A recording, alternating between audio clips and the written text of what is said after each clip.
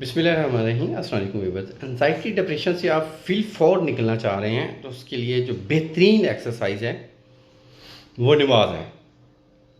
अगर आप मुस्लिम हैं तो नमाज ज़रूर पढ़ें, क्योंकि नमाज में जब आप सजदा की पोजीशन में होते हैं तो ब्रेन की तरफ ब्लड का फ़्लो बढ़ता है। जब ब्रेन की तरफ ब्लड का फ़्लो आता है तो ऑटोमेटिकली एंजाइटी डिप्रेशन से निजात मिलती है। आपने एक्सपीरियंस किया होगा कि जब भी हम नमाज पढ़ के फ्री होते हैं तो हम इत्मीनान सा फील करते हैं। एक तो दीन की अदायगी भी होगी, फ़राइज़ भी पूरे हो गए और इसके साथ साथ एंजाइटी डिप्रेशन भी। मैं अक्सर अपने लेक्चर्स में कहता हूँ कि जो मोमिन बंदा है वो एंजाइटी डिप्रेशन में जाता ही नहीं है। अगर आप नमाज नहीं पढ़ सकते तो सजदा वाली पोजीशन में डेली 1 घंटे के बाद सजदा की पोजीशन में जाया करें। इससे आपको फौरी रिलीफ मिलेगा। एंजाइटी डिप्रेशन की कोई भी आप मेडिसिन ले रहे हैं, इंशाल्लाह तमाम मेडिसिन से जान छूटेगी। थैंक यू, जज़ाकल्लाह, अल्लाह हाफ़िज़।